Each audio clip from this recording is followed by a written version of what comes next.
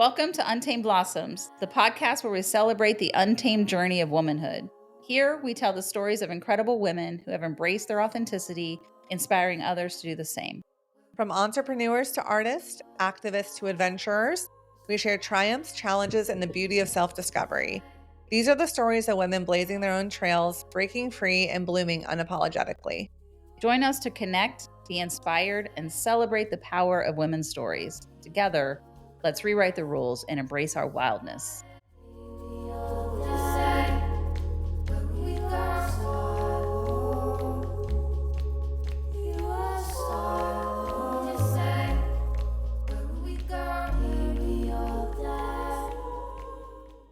Welcome back for part 2 of Jacqueline's story. I'll just give marriage a shot. Sure. Get the first one under the belt, totally.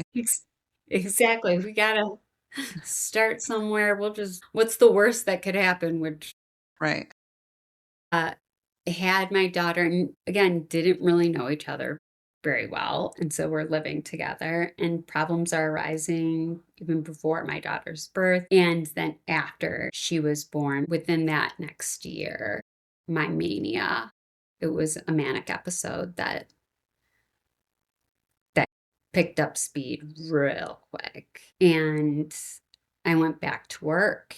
She was born in July of 2018, just to give you an idea. Pregnancy really, for me, was a parade of horrors. And just one thing after another. Healthy pregnancies, healthy babies, it was the main thing. But I was about 220 when I gave birth, 220 pounds. Within a year, I was down to 83 pounds. Wow. From that manic energy. Yeah. And I go back to work, and the mania really initially helped my work, right? I was absorbing extra work from the partners and staying up all night to work. But there was a huge disconnection between my family and myself, my presence. I didn't have that sense of euphoria that people typically get. My mood was already elevated normally. So I just jumped straight to extraordinarily irritable. Right. So I wasn't running naked through the streets or doing anything that was an obvious sign of mania. And plus, I was acting like an asshole. And what are our lawyers? I mean, typically we're dicks. So it aligned. It was serving you in a lot of ways. Right. Yeah. Right. Get a lot done. Energy. Yeah, it was helping. It was, and I thought also that, okay, now I'm doing well. I am practicing law in areas that I want to practice law. And so my passion probably for working came back. But when it came to my family life, that was going right down the tubes really quick. And were you still married at that point? Just timeline wise, you're going back to work, you have your daughter, you have your son, you're starting to feel like, hey, there's a disconnect between my productivity and my career and how I'm focusing here versus my family life. When did you start thinking like, okay, is it the career that's doing this? Is it my mental health? Will I take a step back? Is it my marriage? Like what kind of was that precipice? Well, one of the markers of being bipolar or being a manic episode is that you lose insight into your mental health. You don't have a sense of self-awareness, right? So there wasn't that. I didn't have the insight to say, all right, there's a work-life balance issue here, or I'm not feeling myself, or you almost feel like a dog chasing its tail, this frantic energy. And I just became more and more entrenched in work and having more marital issues or in distance, I'd say, with all my relationships. That's another marker of mania. You can distance yourself from meaningful relationships, that connection. There was another thing, my spiritual connection, because I had always meditated, practiced yoga, right, received Reiki, and that stopped altogether. It was ironic. I became attuned for Reiki level 1 and Reiki level 2 when I was pregnant with my daughter. So all of that was kind of setting the stage for, I guess, my eventual recovery. I didn't know that at the time. Yeah. So what was that big shift from where you were to where you are? The shift came in waves.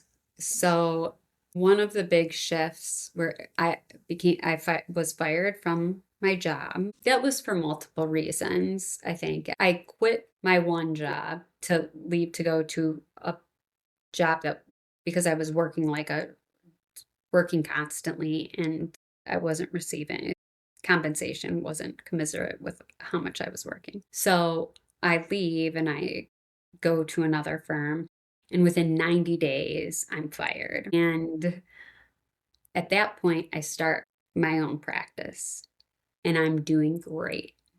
I'm making more money than I've ever made. I have a co-counsel from Jones Day or turning cases where people didn't see any value in them into huge money makers. And, but again, working almost every day of the year. So that did, in terms of family life, put this huge strain on it. And there were, it was also a two-way street with my husband and who I didn't really know.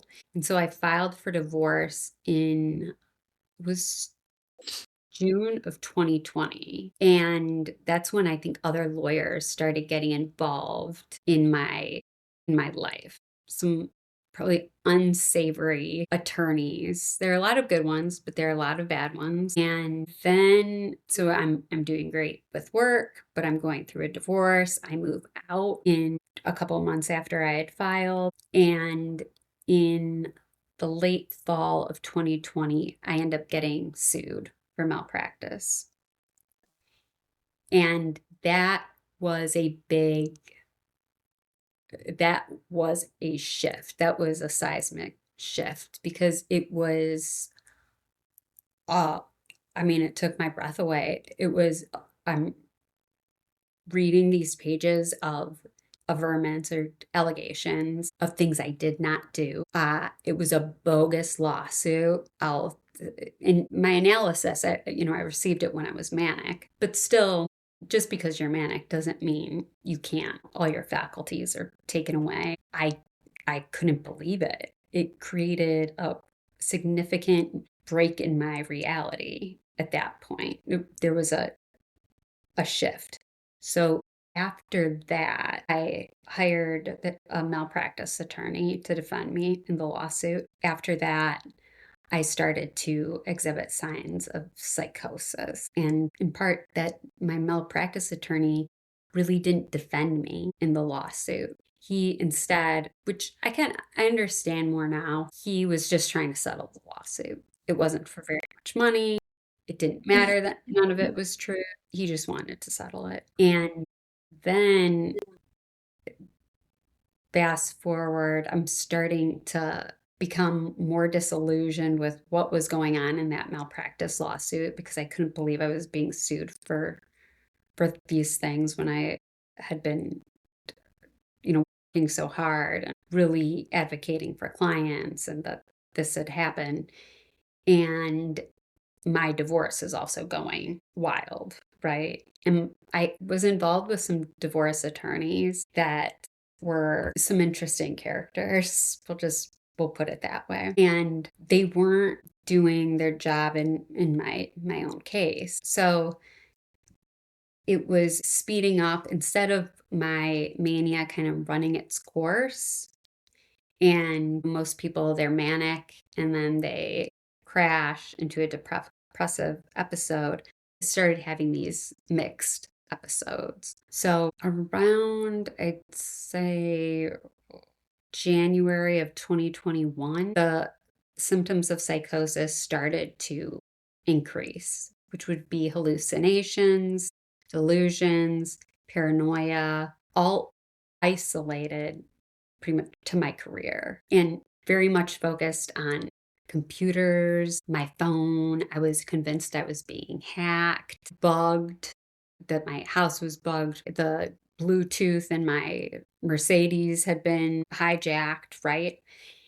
And then later, so there were these little blips of experiences with psychosis. And then my divorce attorneys, who were a couple of scary guys, I would say, they ended up taking a case because I was practicing family law as well. That was part of my book of business. So they take a case against me, not me personally, but I have a client. They end up representing the other client on the other side. And you can't do that. Ethically, you can't do that. So I had to withdraw from the case, and my divorce trial was scheduled for a month out from all this going on. And so I had to fire them because they had taken this adversarial position against me. And they send over my divorce file and I see nothing has been done. Nothing. And you can't get another divorce attorney a month out from trial. It sets them up for malpractice. They don't have enough time to prepare. And the day that I received that file coincided with my malpractice attorney for this bogus lawsuit trying to get me to agree to a settlement that I really didn't want to settle that case, right? And that was the day I had my psychotic break. It was in April of 2021. And after that, there was no, I couldn't put I couldn't put a 2-page document together. I was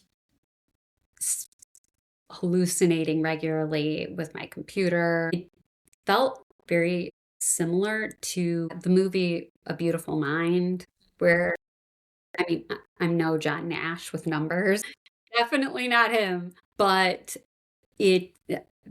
these patterns would jump out at you whenever a deadline would approach. That stress would trigger more hallucinations on my computer. Actually, because I thought something happened with my Mercedes and the Bluetooth. And I had so many enemies by that time too, because I'd been acting like this asshole, practicing law, doing well, but I'm going through a divorce. I'm going through this malpractice lawsuit. So I'm in all these kind of adversarial situations and I don't know kind of what's going on. And with my car, I thought someone had bugged it. So I ripped that thing to shreds. I committed I want to say $3,000 worth of damage. Oh, wow.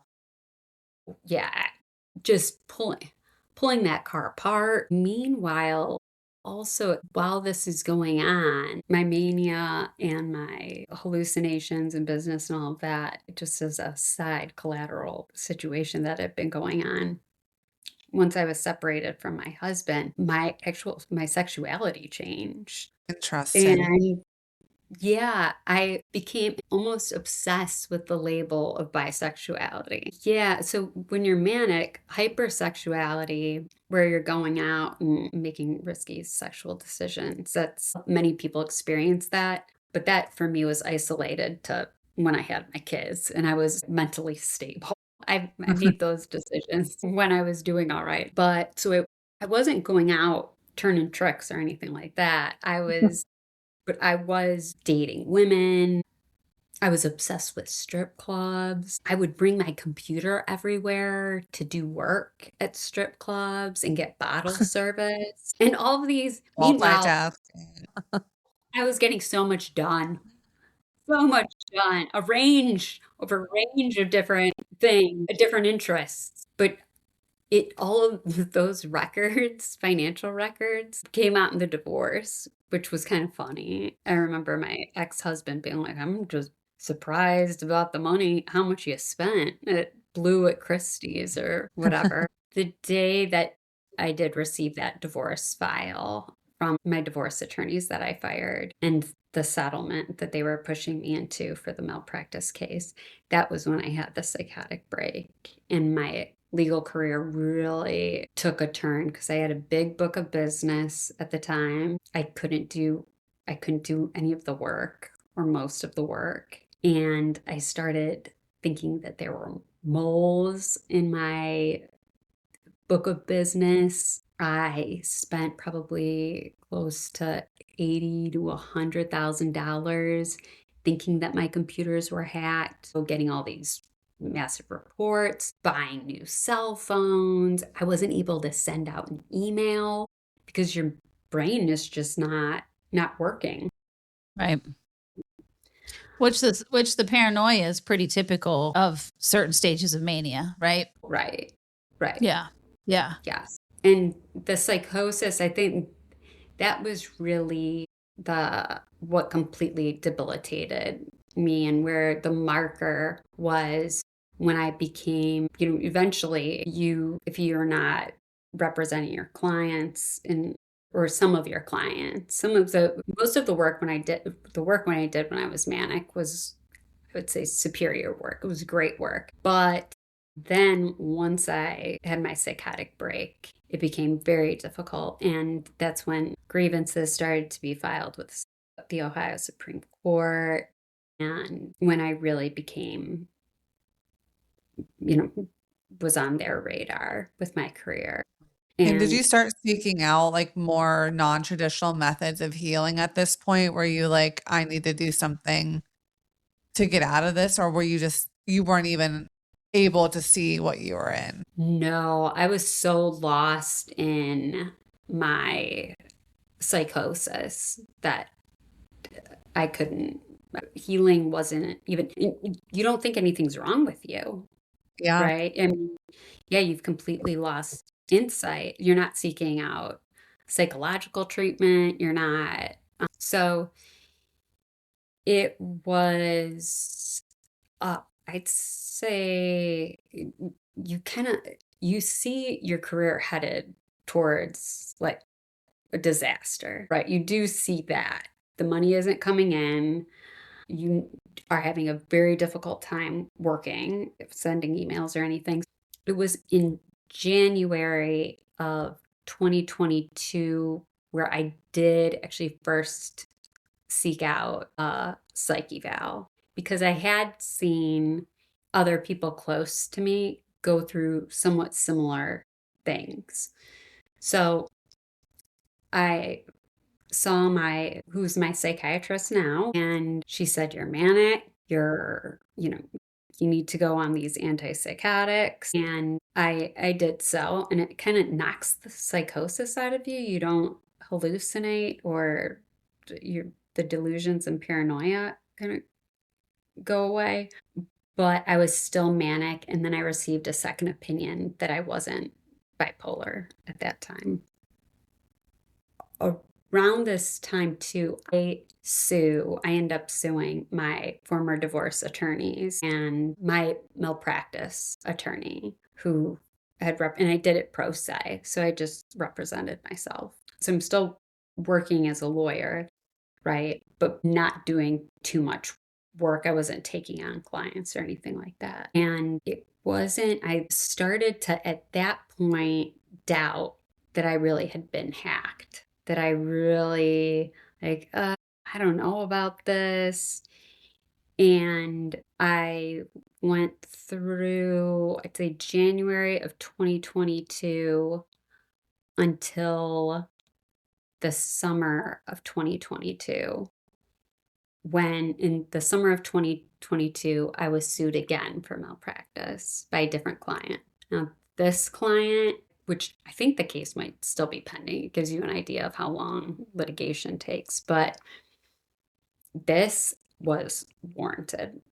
I mean, I can honestly evaluate, go back and look at, I missed a key date in the case. So that when I received notice that lawsuit had been filed, and it was also right around the time I missed a huge hearing in my divorce case that was going on, because I couldn't even participate in my divorce. So effectively, I looked at this. I had lost all my money by this point. I had lost my business. I mean, for all purposes, my divorce was down the tubes. I didn't know what was going on with it. This is the second lawsuit that had been filed against me. I had these grievances pending before the Ohio Supreme Court, and I didn't know really what was wrong. And it was a dark night of the soul that happened where I can remember just thinking, oh my gosh, I was blaming it on myself. I hadn't accepted the prior diagnosis, and I thought this was me that had just completely fucked up my life. And I can remember just there was a night where I was just praying and just like, I'm completely surrendering. Like, whatever has to happen, because I'm white knuckling it here to keep it together. I'll take responsibility. I'll do whatever needs to be done. Really let everything burn away that is unnecessary in my life and my ego and my identity to figure this out. And the next day, I remember my dad, who I was really raised not to show emotion or cry or anything like that, or ever play the victim, right? Or not play the victim, but even express emotion that would suggest that I'm feeling sorry for myself or that I'm going through anything. No weakness. No weakness. No weakness was allowed ever. But at that point, I was crashing also. My mania was kind of working through its way out, right? So, and it wasn't resulting in a depressive episode. It was extraordinary anxiety, like paralyzing, terrible anxiety. So I'm just finding out like I'm being sued again.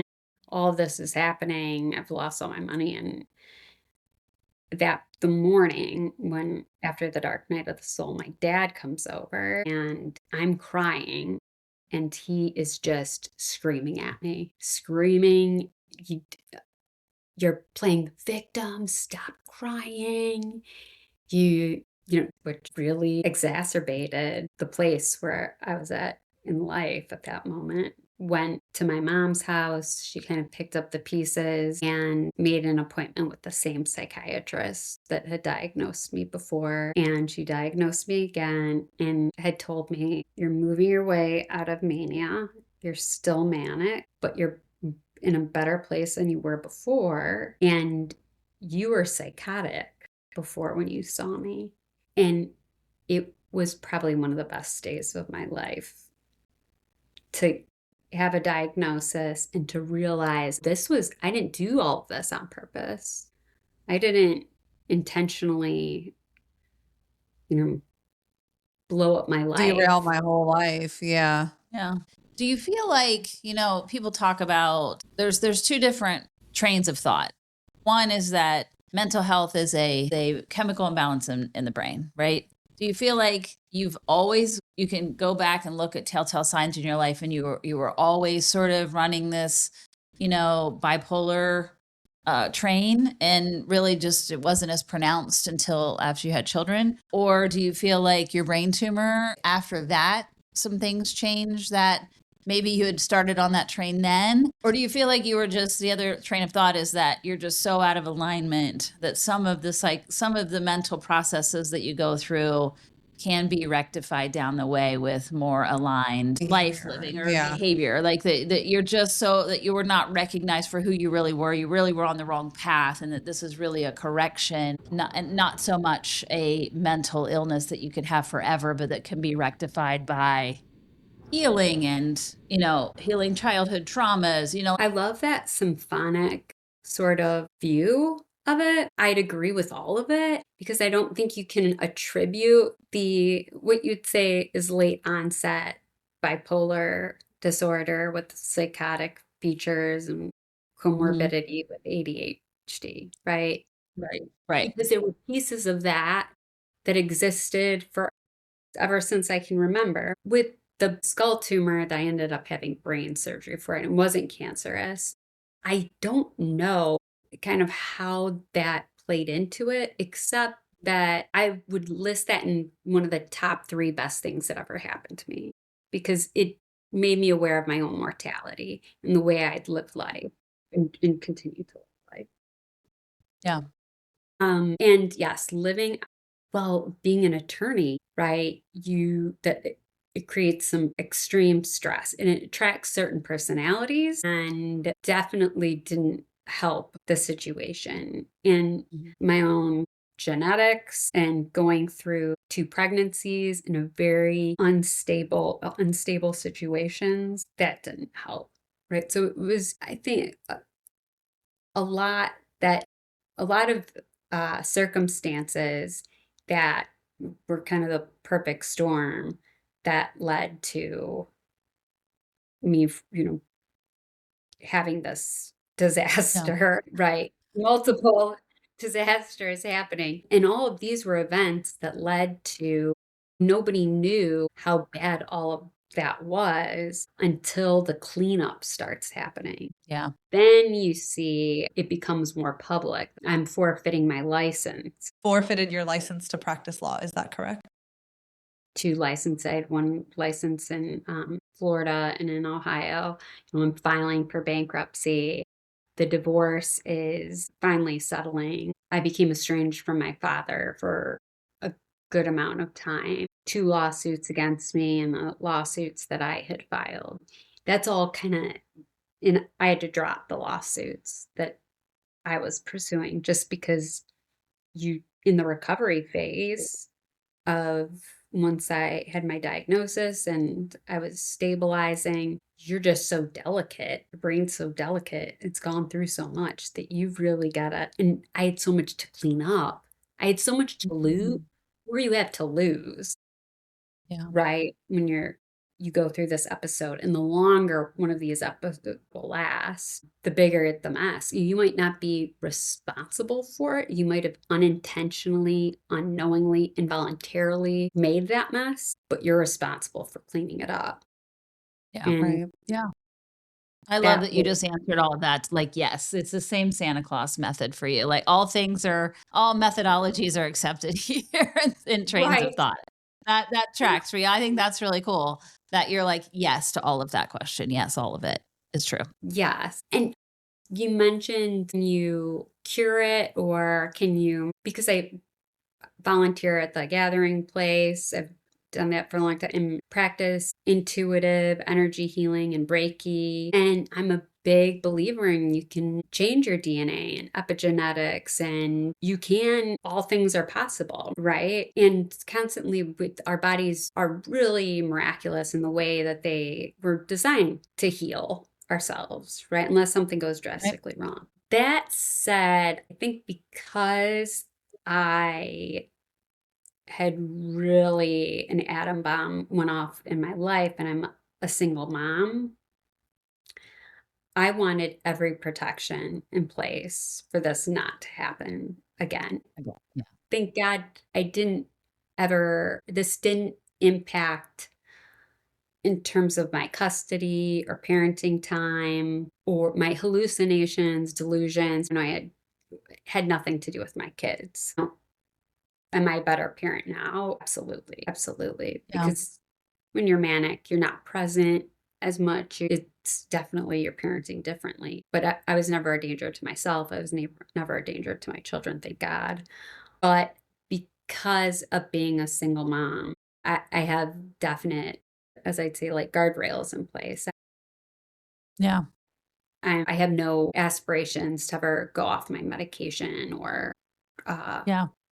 I still go through healing, whether that's sound therapy or Reiki from other practitioners, other intuitive healing that I receive, but I am very careful about operating going forward.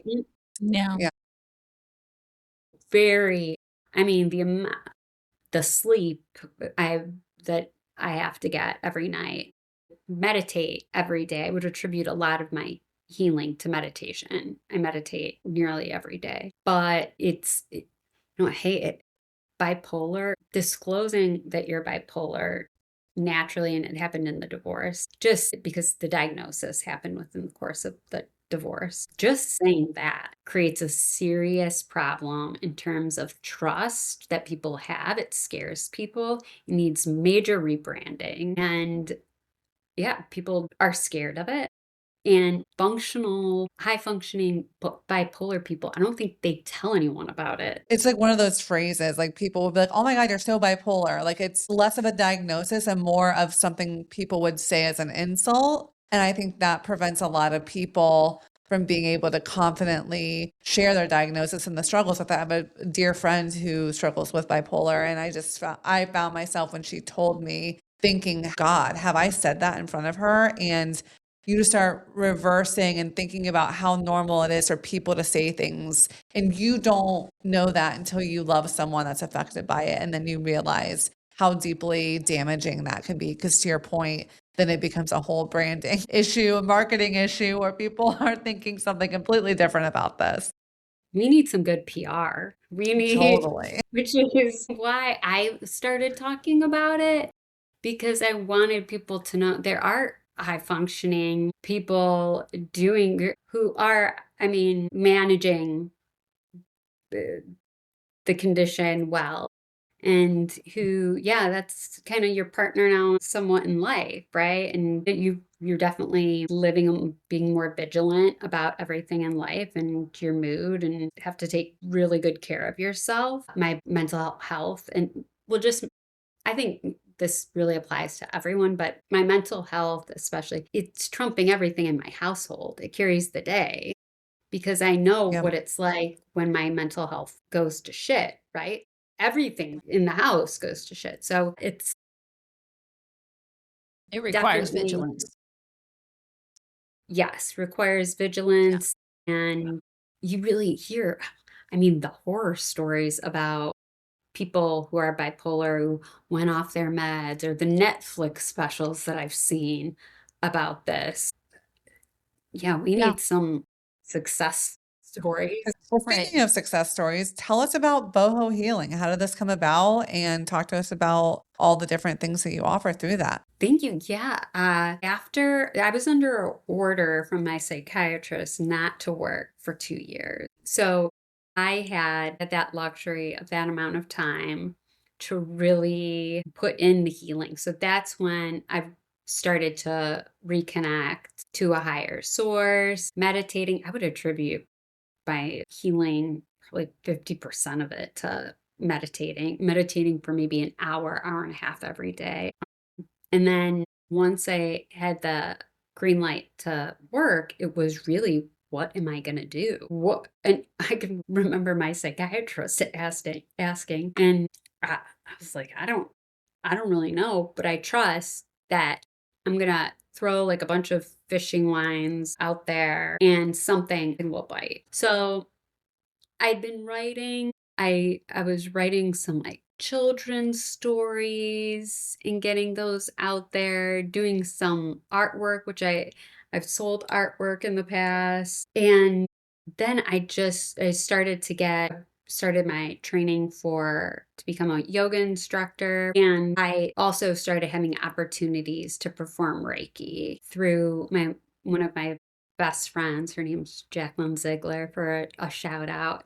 She specializes in mental health research and treatment, and we've been friends since kindergarten, which all of this can ironic and kismet, but she's a really well-regarded yoga instructor and let me perform free Reiki at one of her donation yoga classes. And so I became affiliated with a yoga studio, doing Reiki with this yoga studio, and then incorporated my own business for energy healing and became certified in sound therapy. Once I had the green light, I was able to rent my own space, and it kind of took off from there because I had run a law practice. This is different. This is for sure different industry, and I'm learning a lot and how to run it. Yeah. But that was how I kind of pivoted. And so you have a studio space, and then do you also do things like virtual for people? No, I don't do virtual healing. I'm certified as an energy coach, and to do coaching, I have a coach who has helped me tremendously, but I don't perform when it comes to long distance Reiki healing. I'll do that, but I could see coaching probably being virtual. Very cool. So you're in your studio, you're doing Reiki sessions and somatic breath work, healing, and yoga and sound baths. Yes. And sound baths. Right. Yeah. Right. And what kind of bowls do you have? What kind? Crystal bowls, Tibetan bowls. And I've loved the combination of the Reiki and sound bath aspect. I think that's been really cool. And now recently offering intuitive guidance and mediumship. Mediumship kind of came out of nowhere. That was never my intention, but I think after that, really rebuilding this connection with source and healing, and I was using my clairs for myself, right? And they're helping me in life. And that started naturally happening really during Reiki sessions a lot in the beginning, where I'm trying to think of an example. Just different things would come to me, really random images, and from the same side that my daughter came from, with the presence that I'd feel. So Yeah. it would be things like the Holy Spirit keeps coming to me, like a dove, a Holy Spirit during a Reiki session. And then that person would tell me I've been reading the book of, and I'm not going to remember it, from the Bible, book of Revelations. I don't know. Some area of the Bible. Catholics don't read the Bible. Some area of the Bible where the Holy Spirit is plays a prominent part. Or I'm asking a woman, I feel like it's an anniversary. Do you have and usually it's within a time frame. I like specific information that I'm getting within a time frame. Is there an anniversary that's going on right now or that's happening? Do chrysanthemums? I don't even know what a chrysanthemum looks like. Does chrysanthemum mean anything to you? And it's, yes, that was my, favorite flower.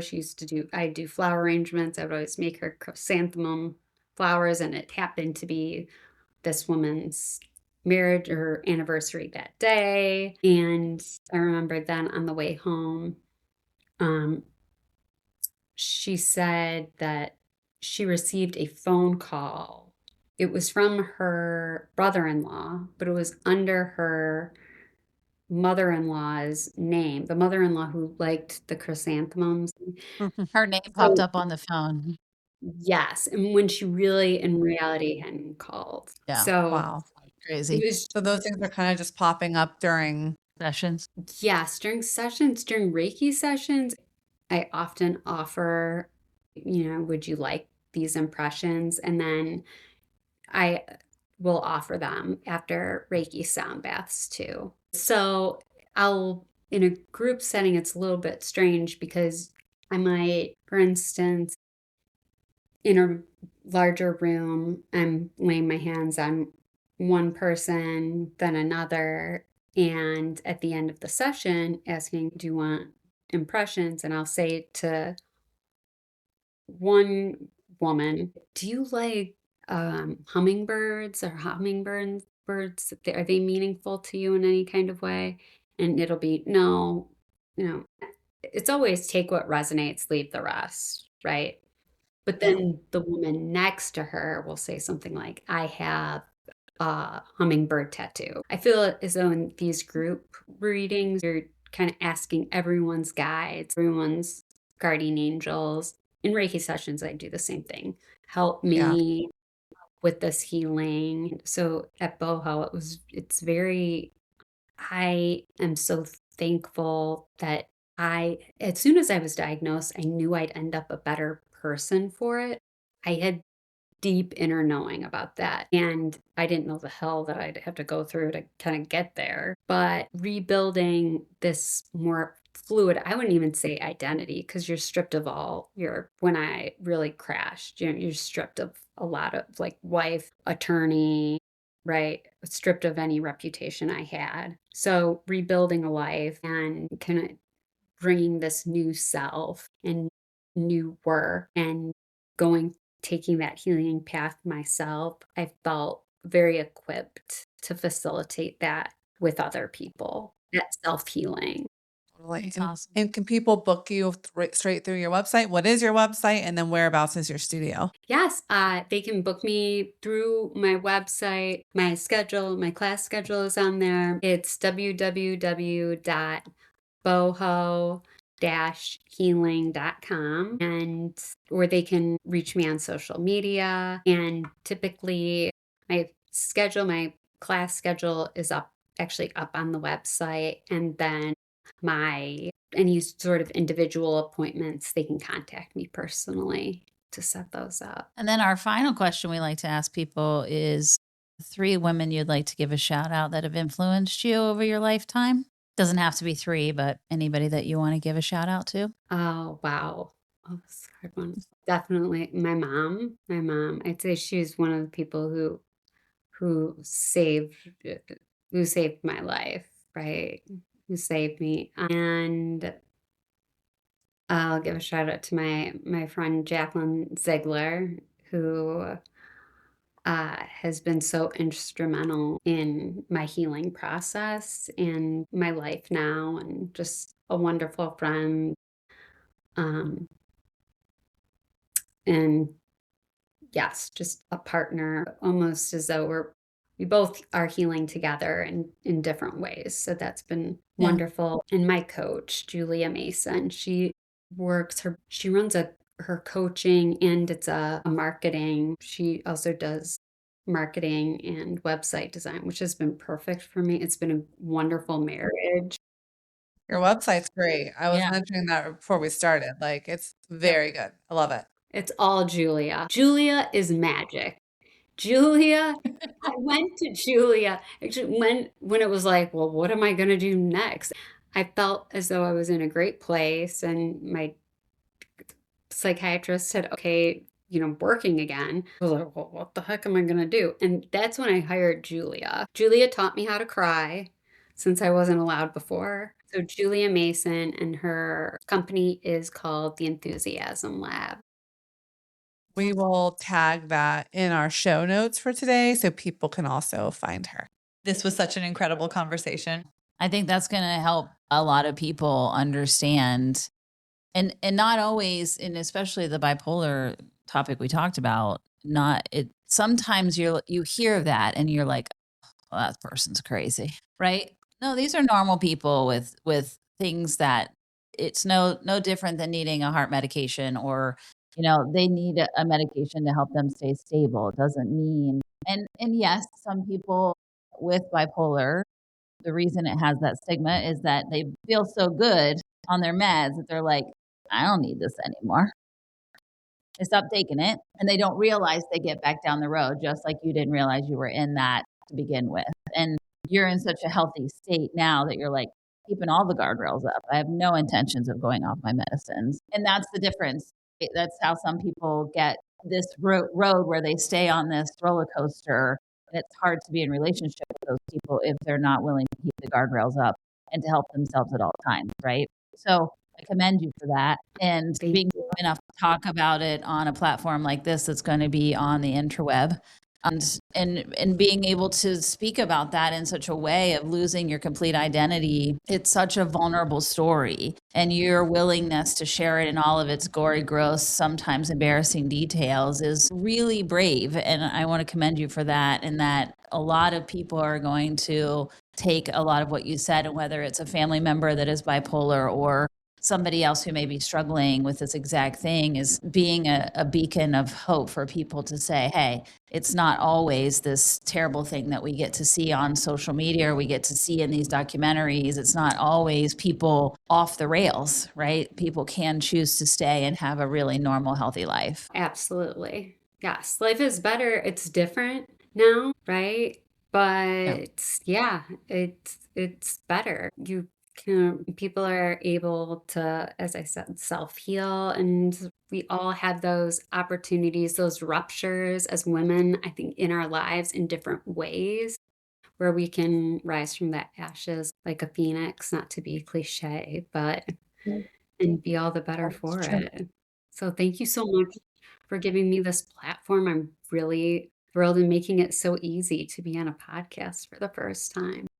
You're welcome. We're grateful for you coming and telling your story and being brave. And we wish you all the luck. And if anything changes and you have more things that stories you want to tell or things you want to promote, don't hesitate to reach back out. We'll have you back on. Okay, fantastic. If you have any further questions for me or anything else juicy happens that goes on or any juicy details I left out, then I'll get in touch. When you come out with your memoir, we'll be in touch. That's right. That's right. That's right. Yeah, Well, right? we're ready for it. Jackie, Don't tempt us thank with you a so good much time. for coming on. All of you out there, if any of this resonated with you, please share the episodes. The more we can get those out to people that can identify with it, the better this world will be. And remember, you can find us on YouTube, Patreon, Spotify, Apple Podcasts, and iHeart. So thanks, everyone. Thanks, Thanks, Jackie. everybody.